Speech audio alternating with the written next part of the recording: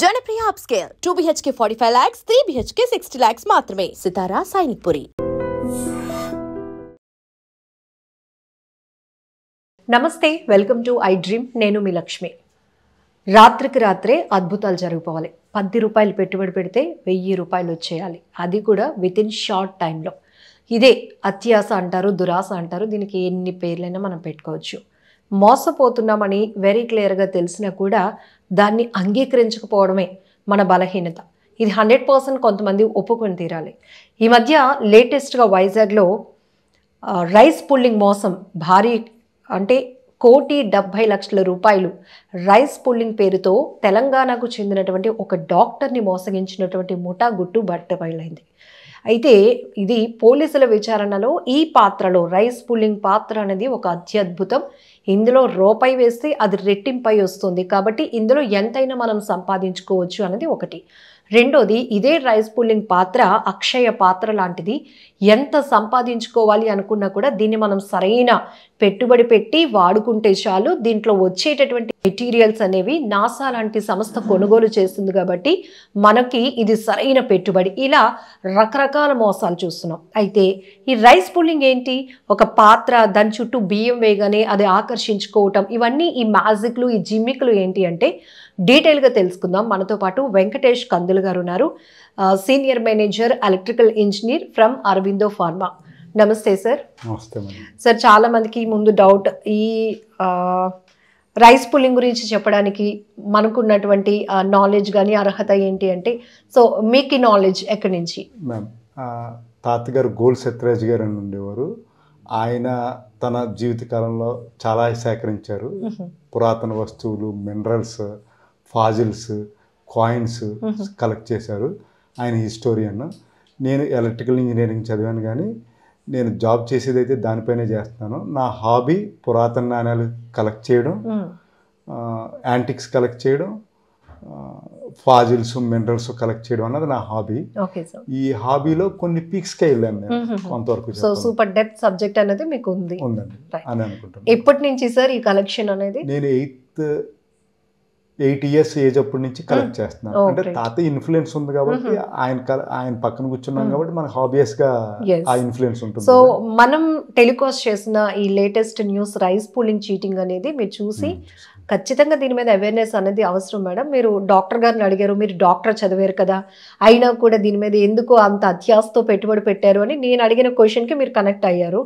But నిజమే sir, అంటే మోసపోవడానికి రకరకాల అవసరాలు, కారణాలు కూడా అవుతూ ఉంటాయి. ఒక్కొక్కసారి అత్య అవసరాలు కావచ్చు, అత్య ఆశ కావచ్చు, ఇవన్నీ కూడా దానికి అట్రాక్ట్ అవ్వడానికి స్కోప్. ప్రధానంగా అసలు ఆ రైస్ పుల్లింగ్ అంటే ఏంటో తెలీదు, అందులో ఉన్న మెటీరియల్స్ ఏంటో తెలీదు, దీనివల్లే అట్రాక్ట్ అవ్వడానికి అవకాశం ఉంటుంది. సో ఎలాంటి నాలెడ్జ్ ఇస్తారు? యాక్చువల్ రైస్ పుల్లింగ్ అంటే బియ్యాన్ని ఒక వస్తువు ఆకర్షిస్తుంది. అటువంటి వస్తువుకి చాలా గొప్ప లక్షణాలు ఉంటాయి. అంటే హెవీ రేడియేషన్ ఉంటుందని, చాలా రకరకాలైన ఎక్స్ట్రా న్యాచురల్ పవర్స్ అన్నమాట, సూపర్ న్యాచురల్ పవర్స్ ఉంటాయని వాళ్ళు చెప్తారు. వాటిలో వన్ ఆఫ్ ది క్వాలిఫికేషన్, అంటే సింపుల్ క్వాలిఫికేషన్, ఎటువంటి టెస్ట్లో లేకుండా చేయగలిగింది బియ్యాన్ని ఆకర్షించడం అని చెప్తారు. దానికి మరిన్ని కూడా ఉన్నాయని చెప్తారు. సో మనం గుర్తించగలిగింది అయితే బియ్యాన్ని ఆకర్షిస్తే సింపుల్గా చెప్పేయచ్చు అని చెప్తారు. ఎందుకంటే బియ్యాన్ని ఆకర్షించడానికి ఎట్లాంటి పవర్స్ దాంట్లో ఉండవు కదా. బియ్యం ఎలా అద్దుకుంటున్నాయి, బియ్యం ఎలాగా ఆ పాత్ర చుట్టూ తిరుగుతున్నాయి అనేది పెద్ద మిరాకిల్ అనిపిస్తుంది. చాలా మంచి క్వశ్చన్ అడిగారండి. యాక్చువల్ బియ్యం ఒక ఇనుము అయస్కాంతం మాత్రమే ఇనుమును ఆకర్షిస్తుంది. మరి ఏ వస్తువుని ఆకర్షించదు. అది మనం సైంటిఫిక్గా ఒప్పుకుని తీరాలి. మిగిలినవి ఏదైనా చెప్పాడు అంటే అది సూపర్ న్యాచురల్ పవర్స్. ఇవన్నీ చాలా వరకు అబద్ధాలు. అది ఎట్లా అట్రాక్ట్ చేస్తుంది అన్నది మీకు వచ్చింది కరెక్ట్. సో దానికి అది అట్రాక్ట్ చేయడానికి మంత్రాలు, మాయలు ఇట్లాంటివన్నీ చెప్తుంటుంటారు. కానీ అంటే వాళ్ళు చెప్పేది ఏంటంటే ఎందుకు అట్రాక్ట్ చేస్తుంది అన్నది ఎందుకు చెప్తారంటే, భూమి బయట అనేక గ్రహ శకలాలు తిరుగుతున్నాయి సూర్యుని చుట్టూ. భూమి, బుధుడు, కుజుడు, శుక్రుడు ఇట్లా ఎలా తిరుగుతున్నారో అనేక గ్రహ శకలాలు కూడా తిరుగుతున్నాయి. అట్లాంటి గ్రహ శకలాలు గతి తప్పి భూమి మీదకి వచ్చి పడతాయి. వాటిని గ్రహ శకలాలు అంటాం, తోక చుక్కలు అంటాం, డిఫరెంట్ పేర్లతో ఉన్నాయి. ఆ తోకచుక్కని మనం ఇంగ్లీష్లో అయితే ఆ పైన ఉంటే మీటియోర్ అంటాము, గాలిలో ఉన్నప్పుడు మీటియోర్ అంటాము, భూమిని టచ్ అయితే మీటియోరైట్ అంటాము. ఆ టచ్ అయినప్పుడు ఆ వేడిగా వచ్చి అంటే ఆ అట్మాస్ఫియర్లో ఉన్న ఇది ఒక స్టోను భూమి ఆకర్షణ శక్తికి లోనైనప్పుడు ఆ భూమి అట్మాస్ఫియర్లోకి వచ్చినప్పుడు ఆక్సిజన్ ఉంటుంది. సో ఈ గ్రావిటేషనల్ ఫోర్స్కి అంటే భూ ఆకర్షణ శక్తికి దాని వేగం వేల km/hకి వచ్చేస్తుంది అనమాట. అంటే చాలా ఎక్కువ స్పీడ్కి వచ్చేస్తుంది. ఆ స్పీడ్కి దానిలో వేడి పుట్టి అదే మెల్ట్ అయిపోవడం స్టార్ట్ అవుతుంది. అది పగలైతే మనం గమనించడం, నైట్లో అయితే మనకు కనిపిస్తుంటుంటుంది. వాటిని తోక చుక్కలు అంటుంటారు, ఏవో పేర్లు చెప్తారు. సో అది భూమి పైన పడుతుంది. ఆ పడినప్పుడు దానికి కొంత రేడియేషన్ ఉండడం లేదా కొంత మ్యాగ్నెట్ ఐరన్ కంటెంట్ ఎక్కువగా ఉండడంతో అది మ్యాగ్నెట్కి అతుక్కోవడం లాంటివి ఉంటాయి. కానీ అవేమి సూపర్ కాస్ట్లీ కాదు, సూపర్ రేర్ ఐటమ్స్ అయితే కాదు. రోజు పడతానే ఉంటుంటాయి, వెరీ కామన్గా. అక్కడ ఇక్కడ పడతాయి. ఈ రోజు ఈ ఊర్లో పడతాయి, రేపు ఇంకో ఊర్లో పడతాయి. సో మీటరైట్స్ అనే కామన్గానే పడుతుంటుంటాయి. అది పడినప్పుడు కింద కెనెటిక్ ఎనర్జీ ఫామ్ అవుతుంది. అంటే ఆ ప్రెజర్తో ఆ హీట్తో పడింది కాబట్టి కెనెటిక్ ఎనర్జీ ఫామ్ అయ్యి ఆ కింద ఉన్న ఇసుక సిలికేట్గా మారి దాన్ని టెక్టైట్ అంటాము.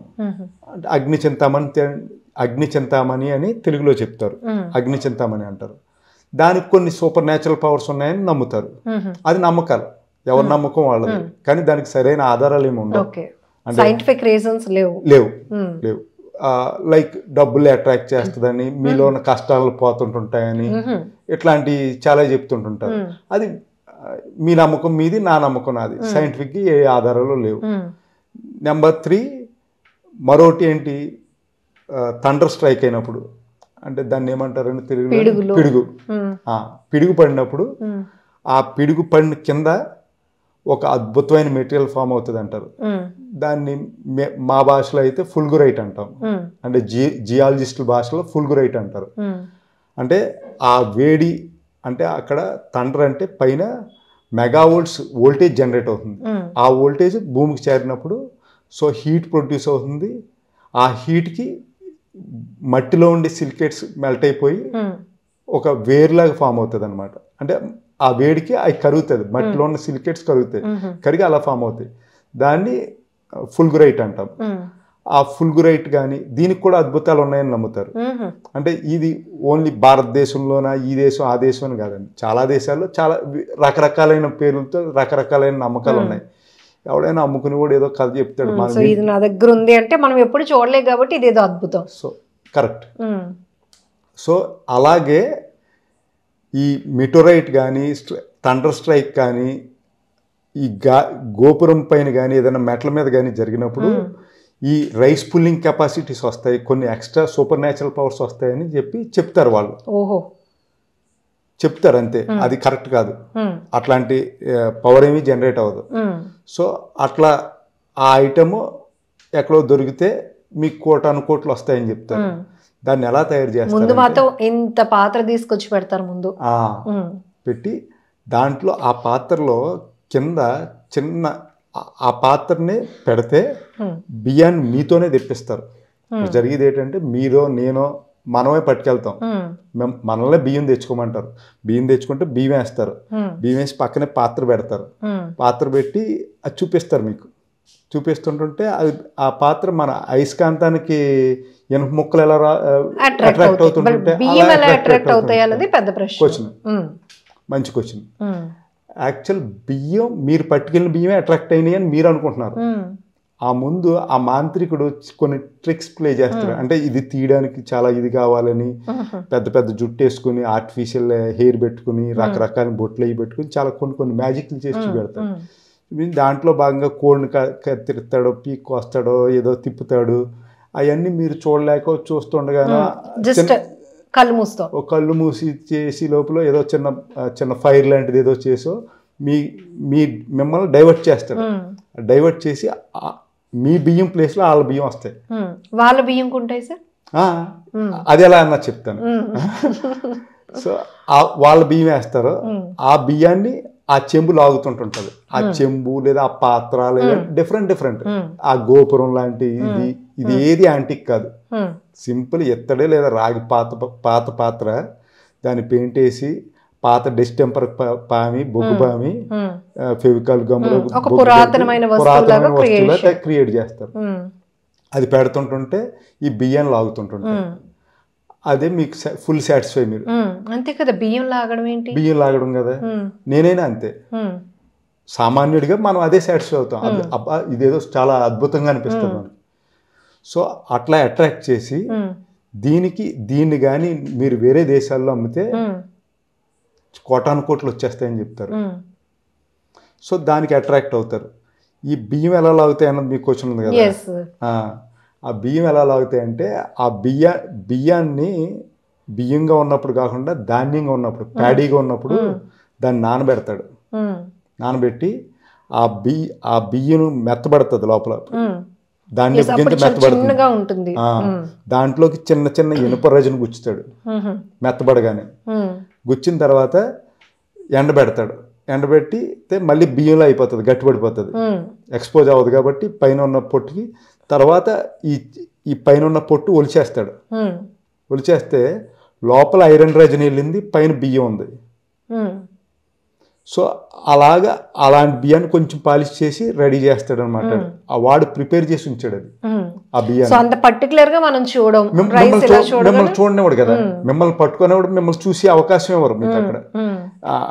అసలు లేడీస్ని అయితే దగ్గర రావద్దు, మీకు ఏదో ఉంటది, దూరంగా ఉండండి, అబ్బాయి నువ్వు దూరంగా ఉండి, నీకు సిగరెట్ అలవాటు ఉందా, ఏదో ప్రతి ఏదో మగోడు అన్నవాడికి ఎవరికైనా ఏదో దరిద్రమైన అలవాటు ఉంటది కదా, ఎట్లాంటిది ఏదో చెప్పి మిమ్మల్ని కొంచెం దూరం పెడతారు. దూరం పెట్టి ఈ కోండు కొయ్యడం అని, ఏదో మంత్రాలు చదవడం అని, ముగ్గేయడం అని, ఈ స్టోరీలో ఆడి బియ్యం వచ్చేస్తారు. మీరు ఇచ్చిన బియ్యం అని మీరు అనుకుంటుంటారు, నేను అనుకుంటుంటాము. ఆ దొంగోడు తెచ్చిన బియ్యం వచ్చేస్తాయి. ఆ బియ్యాన్ని అది లాగుతుంటుంటది. ఇంకా అక్కడి నుంచి స్టోరీ మీకు నమ్మకం స్టార్ట్ అయిపోతుంది. ఆ నమ్మకం స్టార్ట్ అవడానికి దీని అన్నిటికంటే ముందు మనం చెప్పుకోవాల్సింది ఏంటంటే ఈ నెట్వర్క్ ఉంది కదా, ఆ నెట్వర్క్ లో మనం పడ్డానికి కారణం. సరే, ఎంత టెక్నాలజీ మన వాళ్ళే వాడుతున్నారు అంటే ఎంతవరకు ఫ్యాక్ట్? ఇప్పుడు తెలంగాణకు చెందిన ఆమె కూడా చెప్పారు వైజాగ్ వాళ్ళు ఇందులో ఉన్నారు అని. వీళ్ళకి ఎంత టెక్నాలజీ ఉంటుందా యాక్చువల్గా? బిహైండ్ ఎవరైనా ఉంటారంట. యాక్చువల్గా ఇది వీళ్ళందరూ అనుకునేది ఏంటంటే ఏదో లోకల్లో చెత్త, చిన్న చిన్న చెత్త అనుకున్నారు. వీళ్ళంతా యాక్టర్స్ అండి. Okay. Actual director, actual producer Gujarat, రాజస్థాన్లో ఉంటారండి. వాళ్ళు అక్కడి నుంచి ఇక్కడ ప్లేయర్ని పెట్టి ఆడిస్తుంటుంటారు. ఆపరేటింగ్ అంతా అక్కడి నుంచి అవుతుంది. ఈవెన్ మీకు ఏదైనా బ్యాంక్ ట్రాన్సాక్షన్ జరిగినా కానీ అక్కడే అకౌంట్కి వెళ్తాయి. సో వాళ్ళు ఎట్లా చేస్తారన్నది చూద్దాం. మొదటిది విక్టిమ్ని ఐడెంటిఫై చేస్తారు. విక్టిమ్ అంటే ఎవరు? మీరు, నేను. బాధితురాలు అవ్వడానికి అర్హతలు చెప్పండి సార్. ఓకే, బాధితురాలు అవడానికి అర్హతలు. ఓకే. ఇప్పుడు సోషల్ మీడియాలో కూడా ట్రెండ్ సెట్ చేస్తున్నారు. మీరు నిజమైన పేదవాడుగానే ఉండిపోవాలి అంటే ఆ రూట్ లో వచ్చి చెప్తే జనాలు కనెక్ట్ అవుతున్నట్టు. ఇప్పుడు నిజమైన బాధితురాలు అవ్వాలి అంటే అర్హతలు. Okay, correct. బాధితుడికి కొన్ని లక్షణాలు ఉండాలి. ఏదైనా ఒక చోట ఈ కేసుల్లో బాధితుడిని గుర్తించాలి. వాళ్ళు విక్టిమ్ని ఐడెంటిఫై చేస్తారు, బలిపశువుని ఐడెంటిఫై చేస్తారు. ఐడెంటిఫై చేయడానికి మొదటి లక్షణం వన్ నైట్ మిలియనీర్, అంటే ఒక రాత్రిలో కోటేశ్వరుడు అయిపోవాలనుకునే లక్షణాలు వాళ్ళు ఉండాలి. ఏదైనా జరిగితే బాగుండు, ఏదో అద్భుతం జరిగిపోవాలి, కోటేశ్వరంతా మారిపోవాలి, దెబ్బకి బెంచ్ కారుకే వెళ్ళిపోవాలి అన్న ఆలోచనలు ఉండాలి. లేదా నెంబర్ 2 పాపం కష్టాల్లో ఉండడం, చాలా అప్పుల్లో ఉంటాడు, బిజినెస్ లో ఆశపోవడం, డబ్బు ఉండి కష్టాల్లో ఉండడం. అంటే మరీ మొత్తం అయిపోతే డబ్బులు పెట్టుబడి పెట్టాడు కదా, సో ఆడు తీసుకోవడం. ఆడి దగ్గర ఆల్రెడీ 1 కోటి 2 కోట్లు ఉండాలి, ఆల్రెడీ 4-5 కోట్లు లాస్ అయిపోయినా కనీసం 4-5 కోట్లు ఉండాలి, 1 కోటి రూపాయలన్నా ఉండాలి. అటువంటి వ్యక్తులు వీళ్ళు వెతుకుతారు. వెతికి ఐడెంటిఫై చేస్తారు. ఐడెంటిఫై చేసి వాళ్ళ దగ్గరికి మన ఏదో ఏజెంట్ గానీ ఏదో విధంగా 1-2 సార్లు జస్ట్ పరిచయం. ఈ డెసిషన్ మేకింగ్ కూడా ఇంట్లో వాళ్ళతో షేరింగ్ చేసుకునే వాళ్ళు కాకుండా ఓన్ డెసిషన్ తీసుకునే వాళ్ళలాగా ఉండాలి. చాలా ఇంపార్టెంట్ పాయింట్ కదా సార్. ఎందుకంటే ఈ డాక్టర్ గారే కాదు, గతంలో శ్రీకాకుళంలో కూడా ఇలాంటి రైస్ పుల్లింగ్ కేసు చూస్తే వాళ్ళ ఇంట్లో వాళ్ళకి ఎవరికి చెప్పట్లేదు, ఎక్కడో ఇన్వెస్ట్ చేస్తున్నామని దాస్తూ ఆఖరికి కోట్లు మోసపోతున్నారు. మొత్తం అంతా అయిపోయాక కానీ తెలియదు.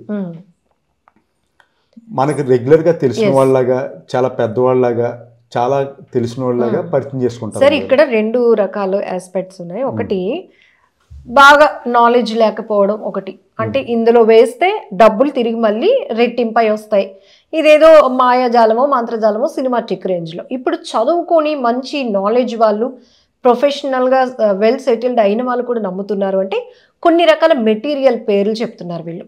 నాసా కొనుగోలు చేస్తుందని, లేకపోతే ఇట్లాంటి కంపెనీలు, కార్పొరేట్ కంపెనీలు వీటిని తీసుకుంటాయి ఫార్ములాస్ కోసమని. ఏంటి సార్ అది?